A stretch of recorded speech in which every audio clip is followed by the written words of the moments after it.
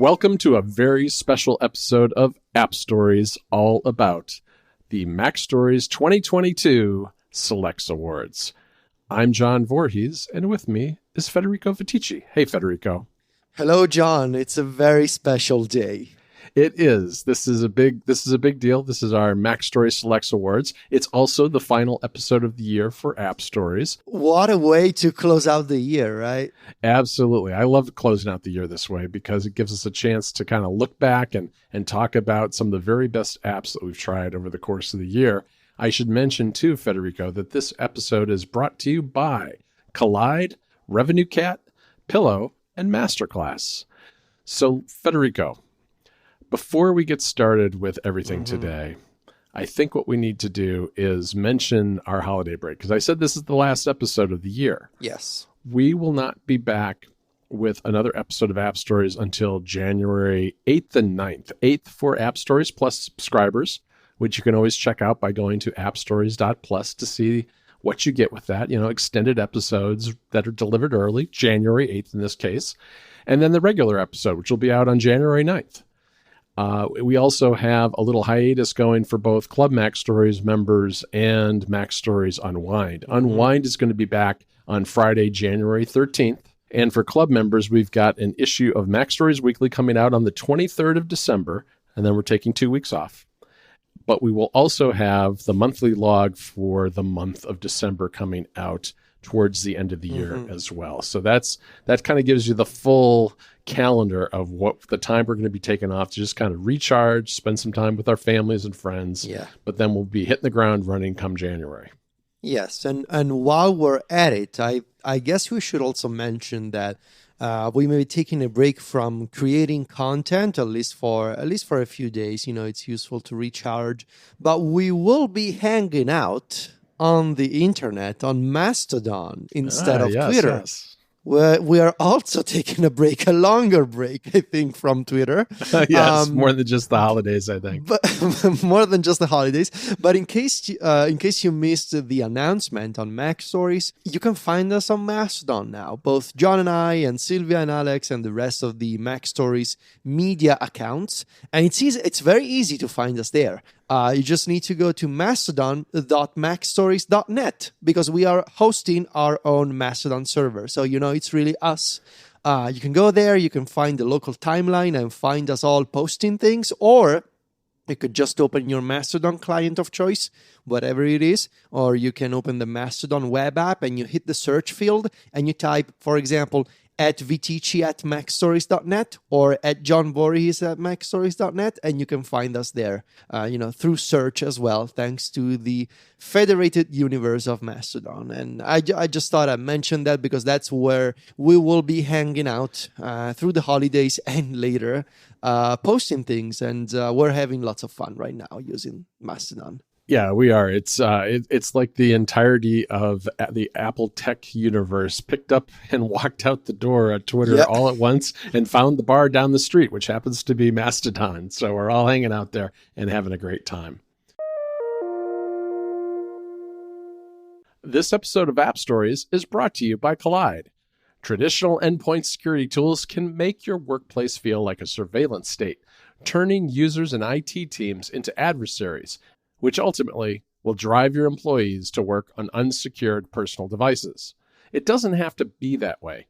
Collide is a device security solution built around honest security.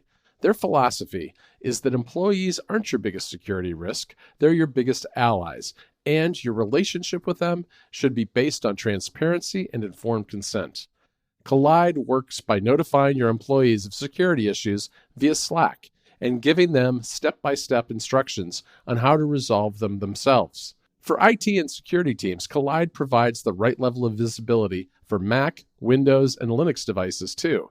And it can answer questions about your fleet's security that traditional MDMs can't. You can meet your security goals without compromising your values. Visit collide.com/appstories today to find out how. If you follow that link, they'll hook you up with a goodie bag just for activating a free trial. Again, that URL is collide.com/appstories. That's KOLIDE.com/appstories. Our thanks to Collide for their support of the show. All right, Federico, we have a lot of ground to cover today. And just like last year, we have a series of awards. We've got 9 total awards. Of course, there are 7 that were picked in the regular categories that we've done in years past by the team at MacStories. But there's also the Lifetime Achievement Award, as well as the Reader's Choice Award, which is an interesting one that's nominated by all Club MacStories members. But then from the top 5, one is chosen by the Club MacStories Plus and Premier members. So that one is completely reader chosen, and we'll get into that one as well. But before we get started with all the picks from the MacStories team and that Reader's Choice Award, we should start with our Lifetime Achievement Award winner, because we have an interview with that winner. The winning app is Drafts by Greg Pierce. Welcome to App Stories, Greg. Hey, thanks for having me. You know, I want to dive right in and talk to you a little bit about Drafts history, because, you know, this award that we gave for Lifetime Achievement is because Drafts has been around for a decade now, and it really has played, in our view, a pivotal and crucial role in both productivity on Apple devices, starting with the iPhone, and in automation. And so I want to dive in, I guess, first to talk a little bit about the origins of Draft and where it all came from. I mean, how did you get started with the app? I had established myself with several other apps in the App Store at the time, nothing that huge, but had enough success that I decided to spend more time on the App Store. And it was just my next idea, mostly focused on the quick capture aspect. You know, I myself was experiencing pain points trying to use the iPhone, and we're back at iOS 2, iOS 3 era, and there were so many limitations to working with multiple apps and to working with text in particular. And I found myself wanting an easier way to just open my phone and start typing without having to worry about whether it was going to be a note or it was going to be a to-do or an email or whatever. And that was the core itch I was scratching with Drafts, is to try to get something to avoid a lot of those pain points and make it easier to just, if you had that quick idea or that middle of the night light bulb moment and you just wanted to get it into your phone and put your phone back in your pocket and deal with it later or whatever. That's what the void I was trying to fill with Drafts. So I got started on it and just built a small iPhone app, kind of proof of concept of that idea, and got it out. And went from there. Yeah, those early days, I mean, text editors really weren't a thing early on. If I remember right, it was very hard to build text editing into iOS apps, because, I mean, we didn't even have copy and paste and things like that at the very beginning. Right. It really was a different world back then. You know, some of those things like multitasking, and now that we take for granted to switch between apps, were not easy. You had to go back to the home screen, had to go find an icon to go to another app, and more than likely that other app was going to get quit in the background and all. And yeah, and I was thinking about this recently, and obviously congratulations, Greg. It's incredible to talk about Drafts more than 10 years into its existence. It's a very rare thing to be able to have these conversations with, especially with indie developers. My memory is a bit vague at the moment, but if I recall correctly, the very first version of Drafts, it came before a proper system-wide share sheet existed. Like, it was before the first official extensions, or was it just at the time when Apple sort of redid the entire share sheet? I think that was iOS 8 or something. Yeah, the original version predated most of that stuff. And that was, I think, one of the things that made the app attractive to its original audience, was having a list of actions to do with your text. And it was less extensible originally, and that list of actions was a lot shorter than what you can do with the app now. But, just to be able to copy it to the clipboard without having to fiddle with selecting the text, or to email it to someone, or to send it as a tweet and stuff. Having that multi-function ability was, kind of rare in those days. Right. So, yeah, I certainly remember all of this pretty clearly, because this was kind of my very first start doing anything in our little kind of industry. And Drafts was the first app that I really started kind of digging into, and it was so interesting back then because it was really the only text editor that was kind of doing some of these more advanced things. And it's actually how I got started at MacStories, which has always, made it hold a very dear place in my heart. It was the first article I ever wrote there, and it was really just so much fun to dig into and try to kind of tell everyone about the just insane amount of things that you made this app do, Greg. It's very impressive. And especially for back then when kind of you were really pushing the boundaries of anything that people thought was possible with kind of inter-app communication, especially with you were using I think you were one of the early users, or maybe even one of the co-creators of Xcallback URL, if I remember. Do you want to talk about the kind of origin story of that and its role in the early days of Drafts and of iOS automation in general? Sure.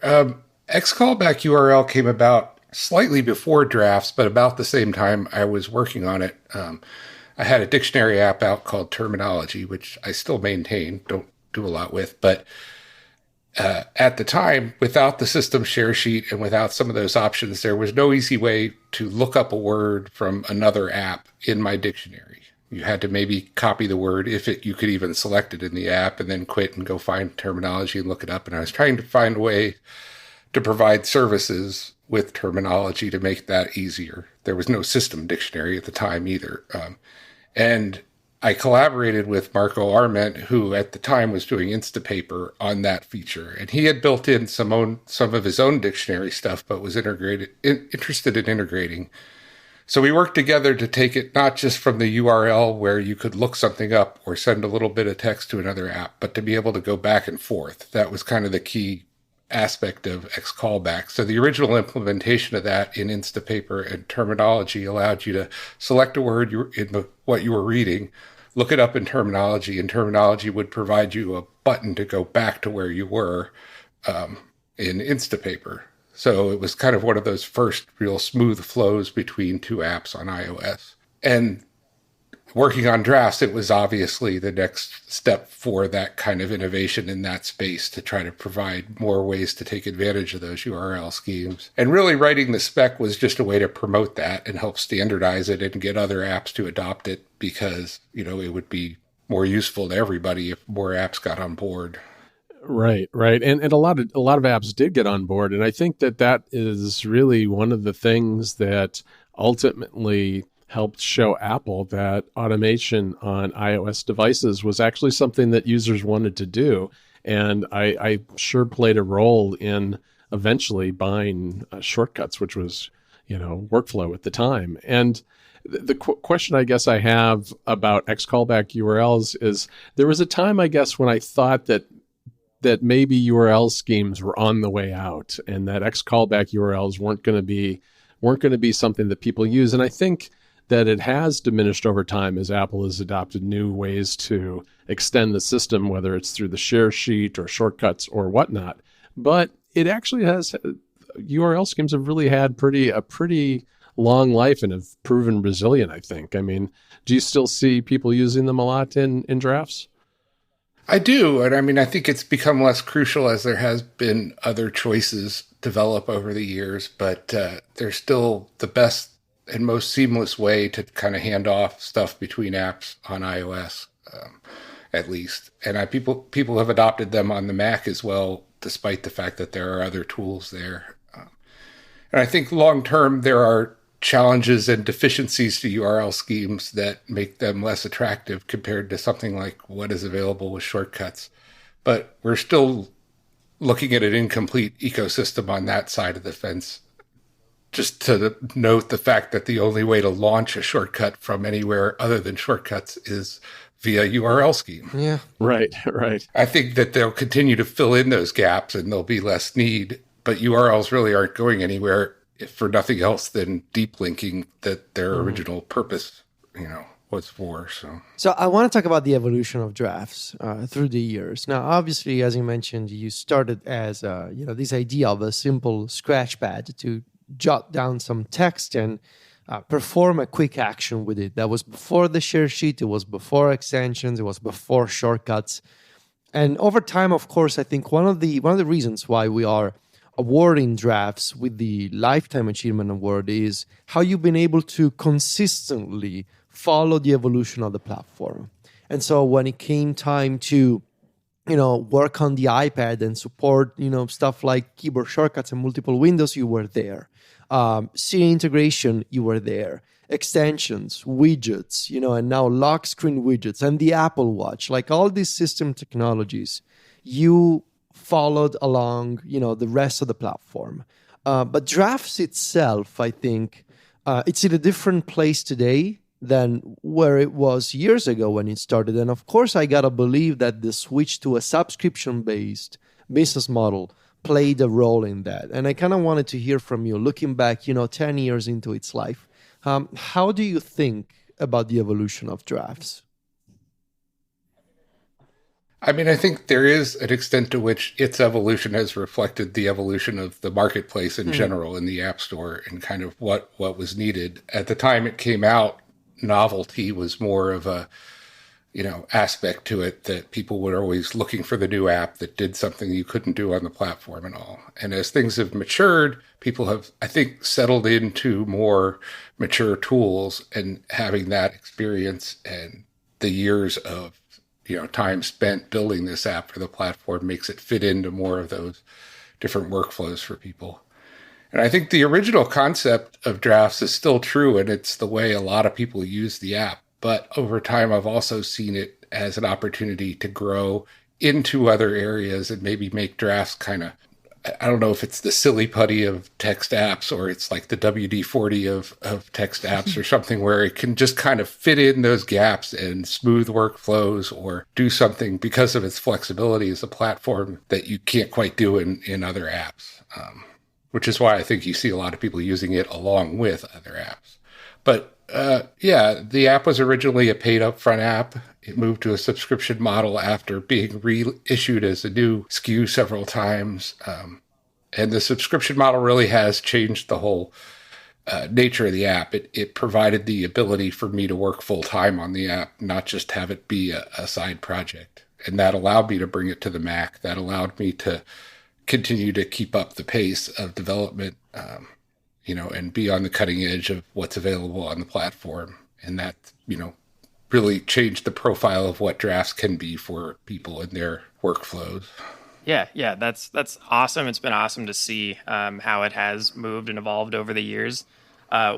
It's always been an app that I think has kind of encouraged or maybe inspired people to really push the boundaries and do just some really weird and wild stuff. Back in the day, I once chained 25 apps together using Drafts as the starter and X callback URL. And I did it, just to kind of show Federico I could do it at the time and everybody else. And that was fun, although it didn't do much. But I'm curious if you have any examples from, your 10 years with Drafts that you've seen from users where people have done some kind of wild things using your app that wouldn't really have been possible in any other way, and that maybe were a little more useful than chaining a bunch of apps together just for the fun of it. Yeah, I think it's been neat to see people build their own sort of use cases for Drafts because of the scripting and the customizability. And I think a little bit the nature of having text in a database that you can easily query and manipulate, that people have kind of created their whole own apps within the app. I know people who use it for a lot of different things. I know people who use it for a very focused thing, like they've built their own personal pinboard replacement that just is in Drafts. They capture things to it. They manage them with tags and stuff. With cross-linking between Drafts, there's people using it as their full personal knowledge management system now, which is, it lacks some of the features of the dedicated apps to that, but it has so much customizability that it allows people to get those things tweaked just the way they like it. And on the action front, people have built some just nonsensically cool stuff in the app, like that someone kind of built a replacement for Fantastical in the app where you can just write in plain text multiple items for events and reminders and just press one action that parses out all that text and creates all those events and reminders based on that information. Those kind of things I think are the coolest. The post-processing scripts I've seen people do, like they'll take meeting notes and they have their own personal markup of @signs and hashtags or whatever for, marking attendees or action items, and they just run a script afterwards that goes through all that and puts it in OmniFocus or Todoist or whatever they're using and sends email to the right people and stuff. And it's just, mind-bogglingly cool that I have built a platform that allows people to build additional things on it. The creativity of the community is just always great to see. Yeah, that's really amazing. I think that really is you really hit the nail on the head there, because it is really about creativity, and that creativity comes from the flexibility of the app itself. Greg, I want to thank you again for joining us today, and again, on behalf of the entire team, congratulations on the Lifetime Achievement Award for 2022. Drafts has had a big place in this community, and if there are listeners here who haven't tried it before or haven't used it in a while, I certainly encourage them to check out Drafts, because there's always something new coming in each release of the app. Thanks again, Greg. Yeah, and thank you all so much, because the MacStories as a platform as well has been so great for the community and helping people understand and use these sort of apps. Amazing. Oh, thank you. Thanks. Well, that interview was a lot of fun, Federico and Alex. Mm-hmm. I mean, it's a decade later and Drafts is still going strong. And what to me really makes it the Lifetime Achievement Award winner is not just its longevity, but also the fact that Greg Pierce continues to innovate using the latest technologies available for iOS and macOS developers. And that's really the mark of a truly great app, I think. Yeah, it's wild to think that it's 10 years old. And what a fun interview. This episode of App Stories is sponsored by RevenueCat. If you're a developer, your time is valuable, and it should be spent focused on what makes your app special, not hassling with StoreKit. In-app subscriptions are critical to a lot of app success, but getting the infrastructure right can be tough. That's unless you're using RevenueCat. RevenueCat is payments infrastructure simplified. You don't have to worry about managing servers or writing complex back-end code. They take care of all that hard stuff for you. What's more, RevenueCat is cross-platform, so when you decide to expand beyond iOS to Android or the web, you can do that too. RevenueCat lets you sync status across all of your customers' devices, and it has terrific out-of-the-box analytics to track your revenue, customer retention, and churn, so you always stay on top of your business and how it's performing. RevenueCat integrates in-app purchase data with best-in-class tools, too. It's trusted by over 9,000 apps, including ones like Notion, StockTwits, and Photograph app VSCO. Set up RevenueCat today. Integrating with your app will take just hours, not days. So what are you waiting for? So visit RevenueCat.com today. Again, that URL is RevenueCat.com, or click the link in the show notes. RevenueCat, subscription management made for mobile apps. Our thanks to RevenueCat for their support of the show. All right, let's move on to the picks that the MacStories team and our Club MacStories members made for this year. And I want to start off things with the best new app for the MacStories Selects Awards of 2022. And the winner is Music Box by Marcos Tanaka. Now, this is a fantastic music-based app that lets you save links to either Apple Music or Spotify albums and playlists and songs for listening to later.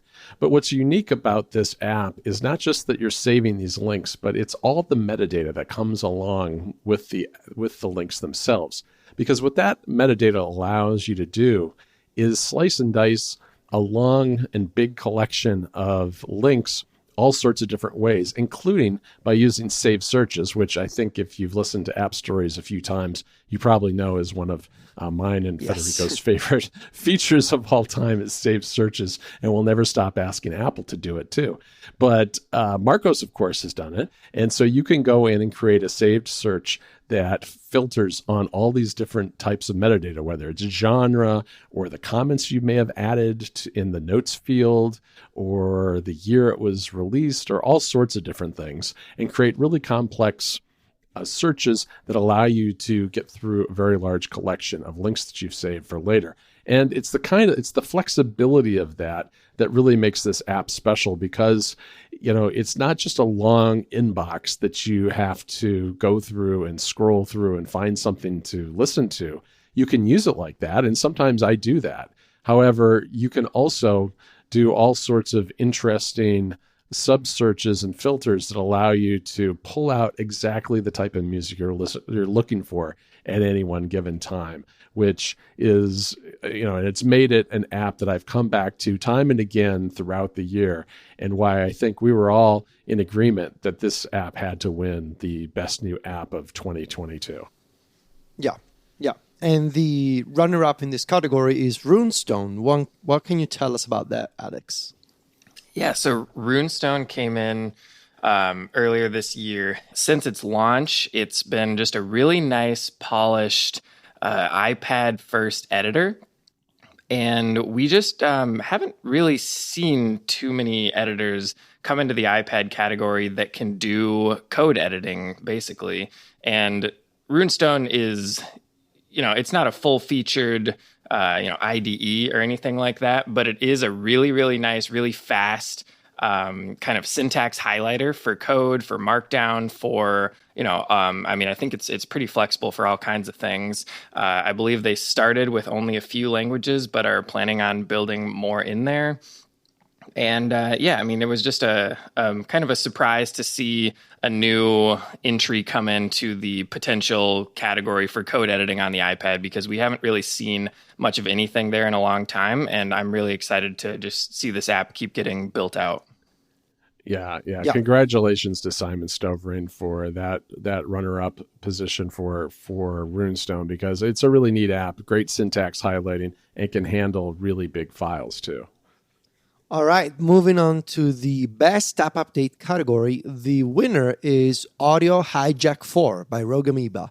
Now, it's been fun for me to pick this section and write this section for MacStories Selects, because I don't know, maybe you wouldn't expect me to write about a Mac app and giving an award to a Mac app that's about audio, but that's exactly why I wanted to do Audio Hijack version 4, because I think it's very rare these days for an established Mac app to be able to continuously iterate and innovate and add new features without making the existing user base upset at the changes. It's a very fine balance that you need to walk as a designer and as a developer to keep your existing users, especially pro users, keep them happy, but also attract new people while making the app easier to use and more powerful at the same time. It's all a matter of balance.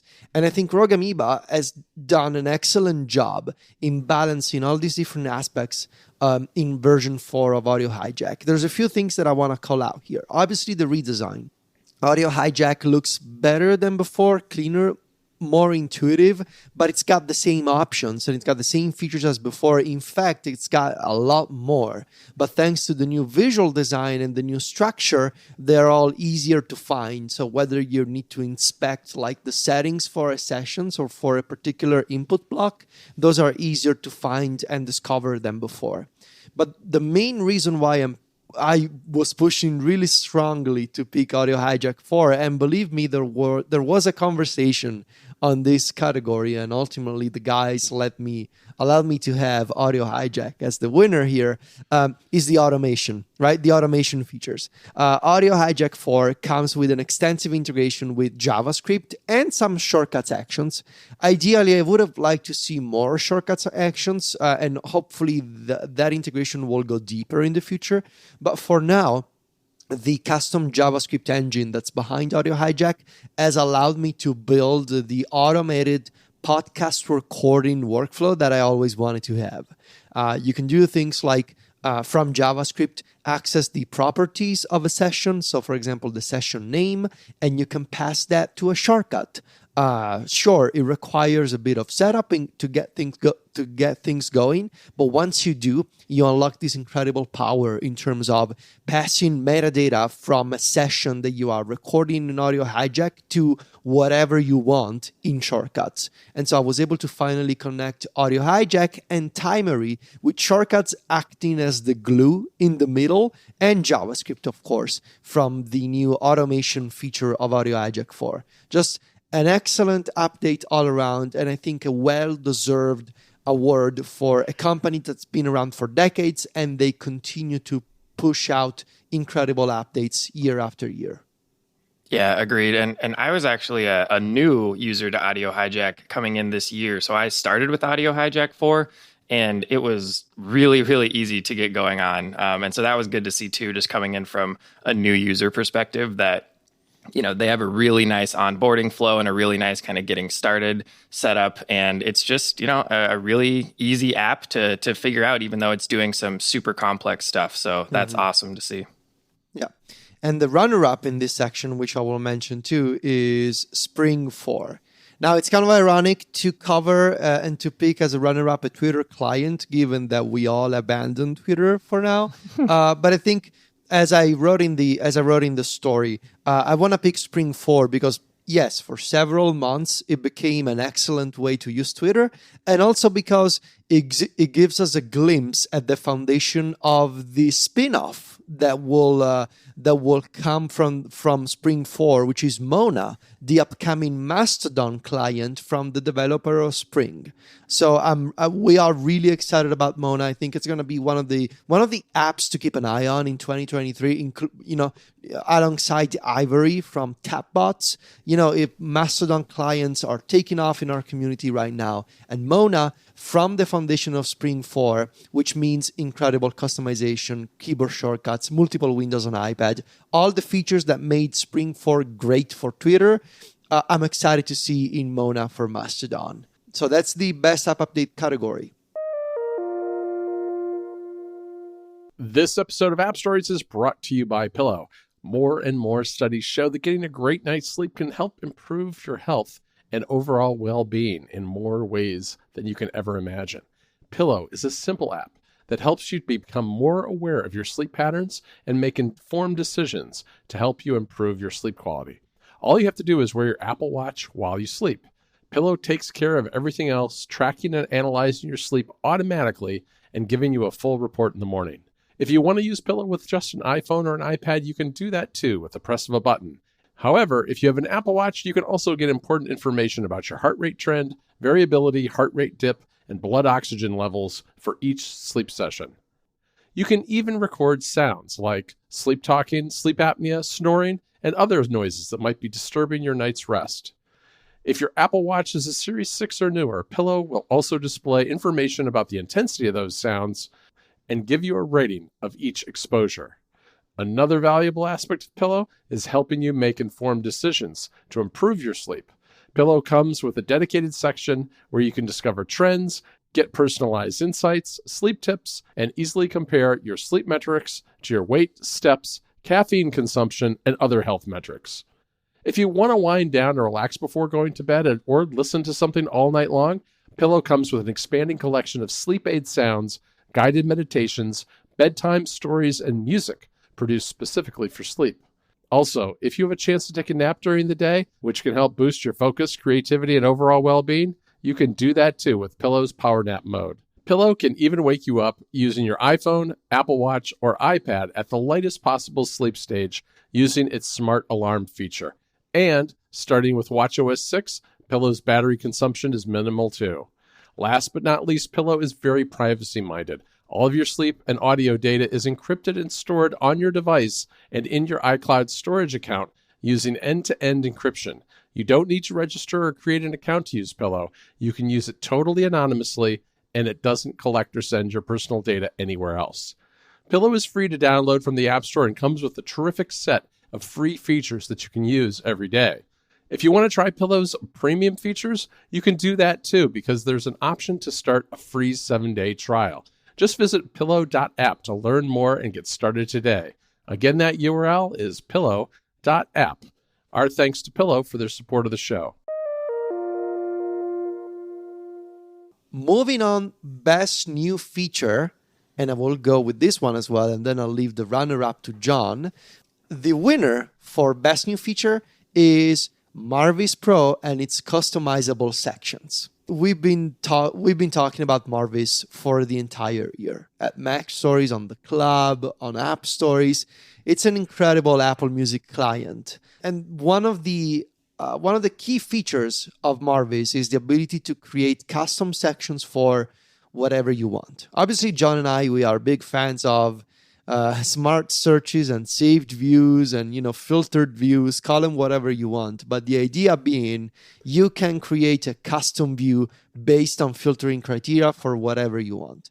Marvis takes this idea to the extreme, to sort of its logical conclusion, which is take any piece of metadata you want about your music and make it a filter to create your own custom section. And you can do all kinds of sections, right? You can do all kinds of things in Marvis. The amount of customization and freedom that you have is kind of incredible.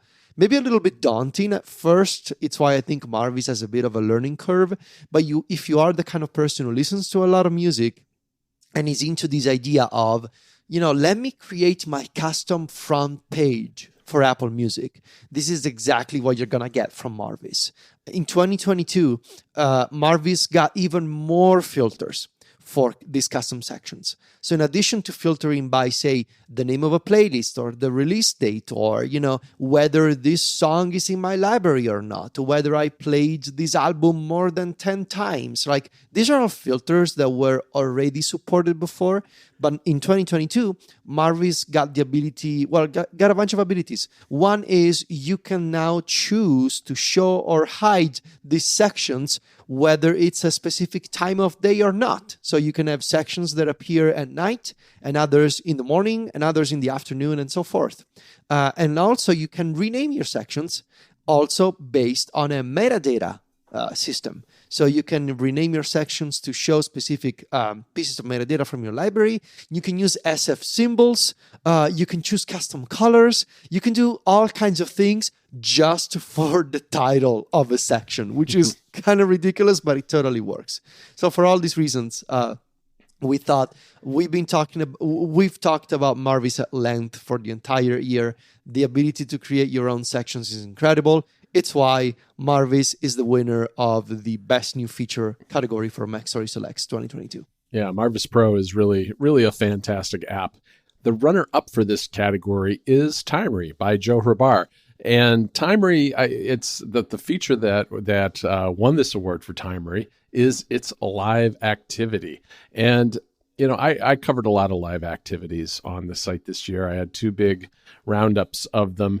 And I looked at even more than that. I looked into probably another 2-3 dozen different live activities, and none have stuck with me in the same way that Timery has. And I think that it solved a problem that I really didn't know I had, which was I use Timery kind of religiously to track my time, and I use it a lot on my Mac, but I don't like to see that timer ticking up in the menu bar or to float Timery's window above all other windows, because it just kind of gets in the way, and I don't like having the time showing constantly. What the live activity on the iPhone does for me with iOS 16.1 is it allows me to start my timer on my iPhone instead of my Mac, and then put my phone down. I just put it off to the side on my desk. And that way, if I get 15 minutes into a project and I think, oh, wait, did I start that timer? I can just glance over and I can see, oh, yep, Timery's live activity is going, even if I've got, my screen is locked. Or I can give it a quick tap and see a little bit more detail about exactly what it is that I'm tracking. And the thing about the live activity too is that it goes the extra mile, because you can go into the settings of Timery and you can customize not only how it looks, but also how it works when you tap on the live activity and it opens up into the Timery app. There are a whole bunch of different options there that make it really easy to fit it in with the way you work and customize it to your own tastes. Next up on that same note, we have the best watch app, and that is, of course, also Timery. And Timery on the watch came out with really, really nice complications this year. And so you can add all kinds of customizable complications to your watch face that will actually show you the current time entry that's running, let you, open that up and edit it or stop or start another timer again. And these have been really nice for me. I also track my hours through Timery. I think we all do. And it's really nice to be able to just, kind of some similar things to what John just said about seeing it on the home screen or on the lock screen of your phone. You can just kind of lift up your wrist and see what the active time running is. And you can just tap in. It's a very simple app. It lets you start new timers, stop the current one, or run any of your saved timers.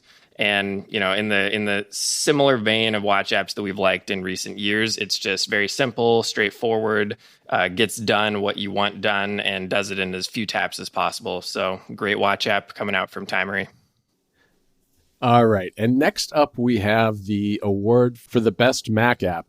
And the winner this year is Raycast. And I want to cover a couple of specific things about Raycast. There are two things that really set this apart in my mind. I mean, there are historically a lot of launcher apps that are available on the Mac. And Raycast kind of came in a couple of years ago as a newcomer. And what I think makes it unique are a couple of different things. The first one is it has the same kind of standard launcher UI where you hit a hotkey and you get a text field that you can type into to do something. And what's different, though, about Raycast that I really appreciate is it opens that text field, but it also has a UI that includes a list of favorites that you can add and pin up there and make it even faster to get to the kinds of apps or actions that you use frequently. The other thing that's a very small touch, but it makes a big difference, I think, for newcomers, is that in the status bar at the bottom of that window, it gives you hints as to what you can do. It shows you the keyboard shortcuts you can use to get beyond just the commands and apps that the app can trigger and go further into the actions that are available for each of those commands. Because many apps and commands have a subset of maybe 5, 6, 7 different actions that you can trigger, and that helps you get into those and learn them. The other aspect of this app that I think makes a big difference is twofold, I guess. One is the fact that you can assign aliases to commands and apps. So instead of typing out a long name of an app that might be similar to another app, you can do it in a couple of characters that you've assigned as an alias.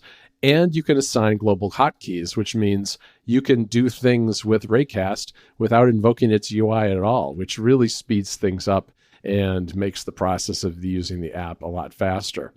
Then finally, the thing that has really helped this app take off a lot, and I think was very smart of the Raycast team when this app was first launched, is it started with kind of a developer-y focus and grew a community out of that developer group of users, which has been really valuable to the app because it's extensible. It has an API that lets you build using web technologies extensions for all sorts of different services. And developers have really taken off with this. It's been very hot for over a year now with a long list of extensions and plugins that can be adopted in the app for the various services and apps that you use. I've seen app developers build Raycast extensions for their apps. I've seen individuals build them for services they use that have public APIs. It's really, up to the imagination of the people using the app. And it's really made Raycast far more valuable than just the core set of functions that are built into it by the Raycast team. And I've absolutely loved it. They just did this wrapped feature in a recent update that shows you how much you've been using it. And boy, I've been using it thousands and thousands of times for all sorts of things. And it's really the sort of thing that has taken an existing category on the Mac, a historical, traditional category of app on the Mac, and turned it into something new and fresh, which I really appreciate and is why we gave it the Mac App of the Year. The runner-up for Best Mac App this year is Bike by Hogbay Software. And this is an app from the same creator as Task Paper, and it's going to feel very familiar in what it's trying to do to, if you've ever used task paper, which is kind of plain text formatting of more complicated kind of documents. And so for Bike, it's focused very directly on outlines, and it allows you to just with kind of return keys and tabs to set up an outline that has collapsible sections. So you can, type the name of the name of one of your categories and then hit return and hit tab. And now you're typing under that category. And so it's kind of like typing lists out in that way, except all of the list items are collapsible at the top level. And it really allows you to build out these really nice outlines that you can then kind of open and close sections of to see them in really nice ways. And it's just simple and it works really well. It's a native Mac app that feels like a native Mac app in every way that you would expect. And, I just feel like we haven't seen software that looks like Bike in a while, or at least we haven't seen very much of it. We've been seeing a lot of, Catalyst apps or Swift UI apps, and not that there's anything wrong with those. Those have all been, or some great apps are coming out of that area too.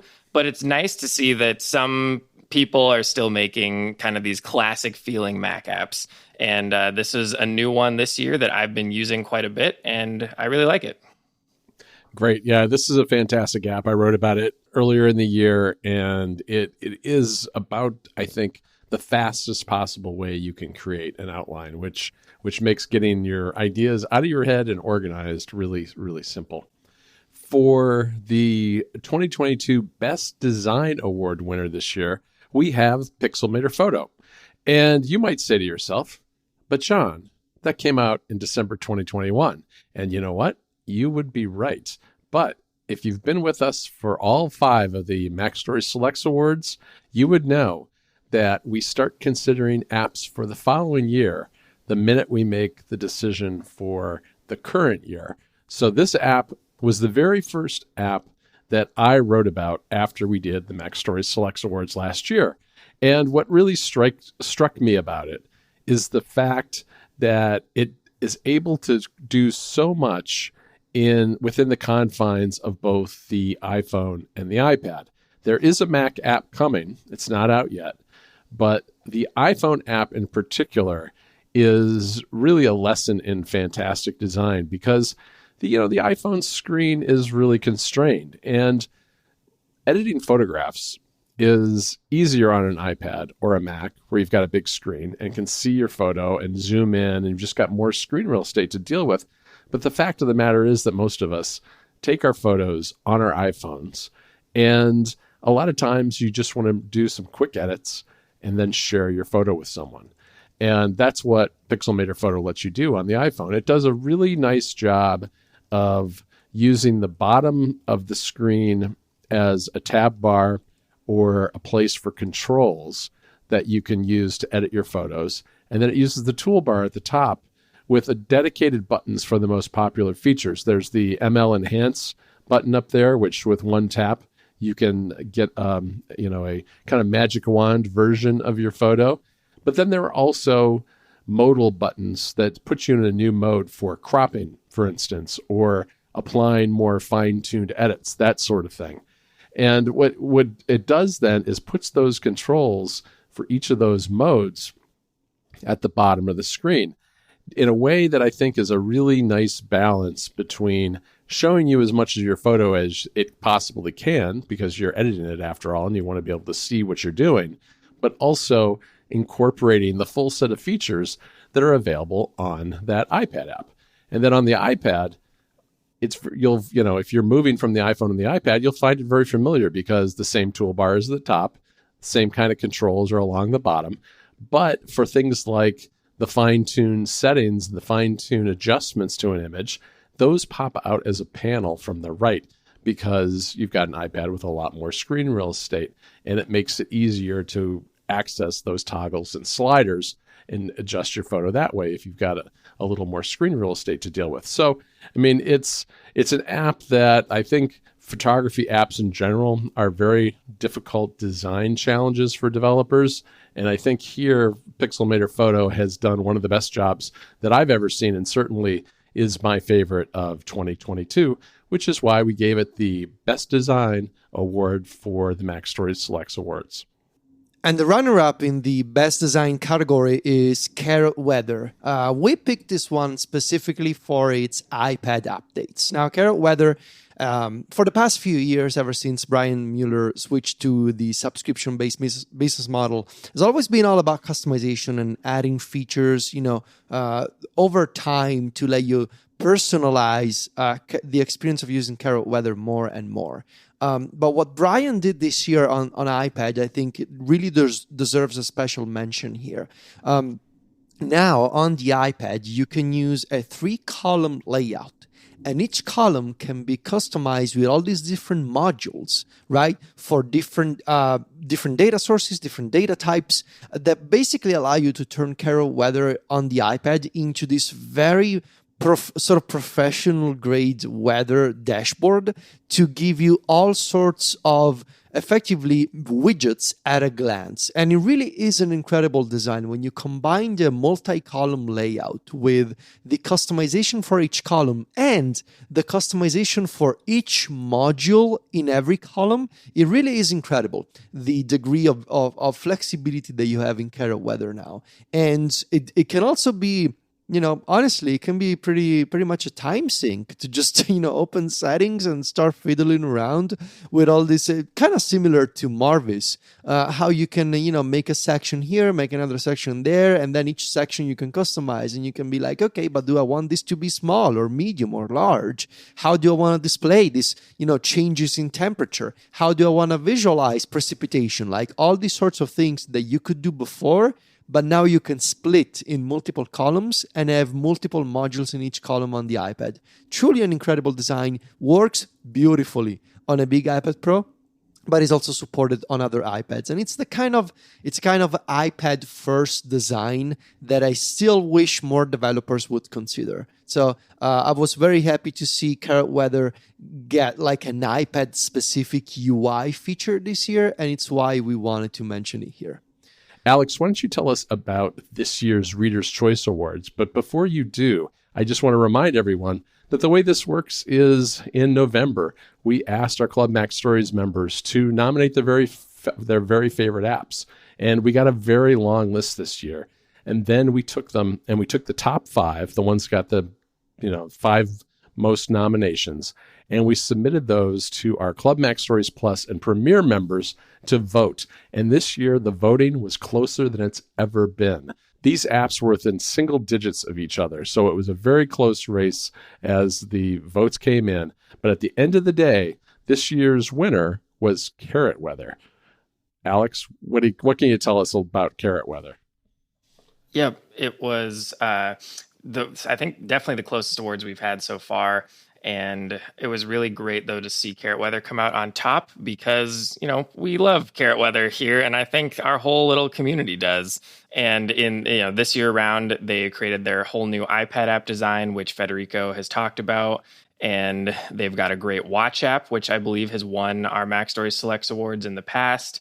And the iPhone app as well is customizable and has great widgets. It's just Carrot has implemented, everything that there pretty much is to implement for a weather app and is still continuing to find new things and build more out. And so it's no surprise that our excellent MacStories readers recognize this as well and voted in, a great choice for the Reader's Choice this year. Yeah, congratulations to Brian Mueller on this award. Brian and Carrot Weather has been an award winner in the past, and it's easy to see why. It's a fantastic app and one that's really loved by the MacStories readership. This episode of App Stories is brought to you by Masterclass. With Masterclass, you can learn from the world's best artists, icons, and leaders anytime, anywhere, and at your own pace. With over 180 classes from a range of world-class instructors, the thing you've always wanted to do is closer than you think. You can do things like Learn how to take a compelling video that'll go viral from Marquez Brownlee, or learn how to cook from Gordon Ramsay, or maybe screenwrite with Aaron Sorkin. It's things like screenwriting that I find really fascinating on Masterclass. I'm a writer, but I write about tech. But you know what? Writing, there are lessons that can be learned from writers like Aaron Sorkin or Neil Gaiman that are universal and apply to any kind of writing. And Neil Gaiman's class is one of my absolute favorites. It's a mixture of his writing philosophy combined with practical tips. And a lot of it is drawn from autobiographical anecdotes, which is really cool. You get a sense for the person as well as the craft when watching his classes and participating. Masterclass gives you incredible cinematic quality classes that offer unparalleled access to a host of renowned instructors. The quality here is so good, it feels like you're absolutely right there with the person, learning directly from them. You can explore lessons in any order that you want, across your phone, a tablet, an Apple TV, a computer, or on the go in audio mode. And with lessons of approximately 10 to 15 minutes, it means that you can fit these things into your daily life. So whether you want to learn to make a dinner worthy of a Michelin star or just how to make really good scrambled eggs, whatever you're interested in, there's a class for you with over 180 different classes taught by instructors you know and love. I highly recommend you check it out. This holiday, give the perfect gift of an annual Masterclass membership and get one free. Yep, that's right. When you buy the gift of a Masterclass membership, you get a second membership free. Just go to masterclass.com/appstories today to sign up. That's masterclass.com/appstories. Terms apply. Our thanks to Masterclass for their support of the show. All right, guys, it's now time for the big award. It's App of the Year time. And we've thought about this a lot. Of course, we discussed this section for a long time internally and together. But I think when it came to picking the app here, I think we were all pretty much in agreement that we needed to focus on the app that truly had an impact on our workflows in 2022 and that sort of defines the year for us. And the app this year is Marvis Pro. Marvis Pro is the app of the year for MacStories Selects 2022 for a whole lot of reasons. Obviously, there's the customizable sections that I mentioned a few minutes ago, and that's one part of the story. But the other part of the story is that if you are a music lover, if you're the kind of person who listens to a lot of music every day, there really is no better tool on iOS and iPadOS to give you full control over your music listening experience than Marvis Pro. It's about, the customizable sections. It's about how you can search your library on Apple Music. It's the integration with Last.fm. There's been Last.fm is having a bit of a renaissance moment right now with all, people rediscovering, I guess it's actually pretty neat that I can have a full listening activity report on Last.fm. And sure enough, Marvis Pro can scrabble your listens to Last.fm just fine. You have the ability to integrate on iOS 16, and this was another big point in favor for Marvis Pro, to design custom live activities for now playing and for up next, both for the lock screen and the dynamic island. And the up next live activity is especially interesting because the music app doesn't have one. The music app as a now playing activity, which is actually better than Marvis, I will say, because Apple is using a private API to make the live activity interactive. That's why, when you're playing a song on Apple Music and you can hit pause and play from the dynamic island. It's very cool, and that's based on a private API that only Apple can use. But that doesn't matter because you can use Marvis and have the Apple Music app as the system player. So what's the advantage of enabling live activities in Marvis? It's the Up Next live activity, which I think is a really good idea that allows you to see quickly what song is coming up next in your queue. This is something that Apple hasn't done, that Marvis has.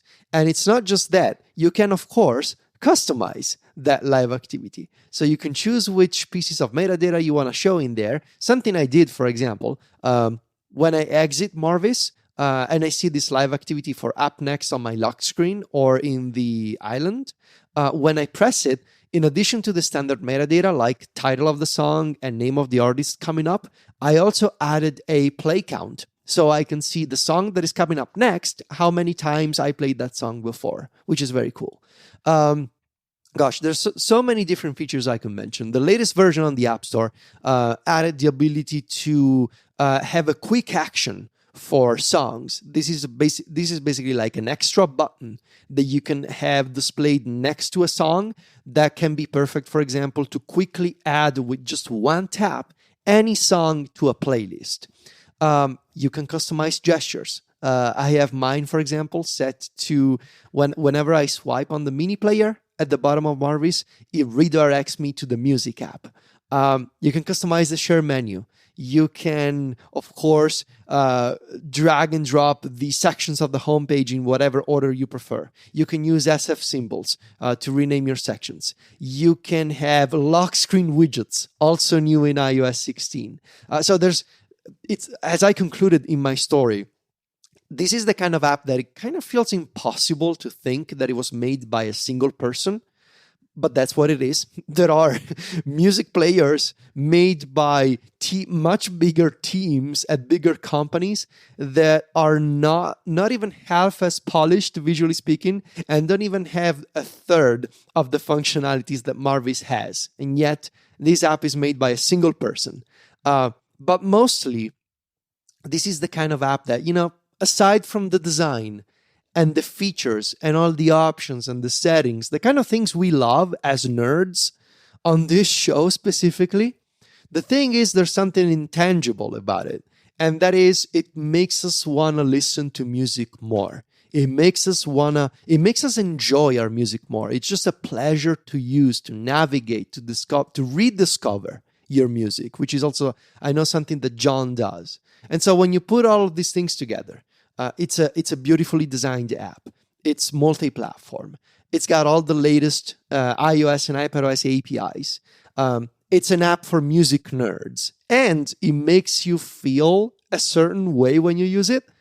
This is why Marvis Pro is the MacStories Selects 2022 App of the Year. And I am so happy that we decided to pick this one. All right. And for the runners-up of the App of the Year, we've got two apps. We've got both MusicBox and Raycast, which I've already talked about.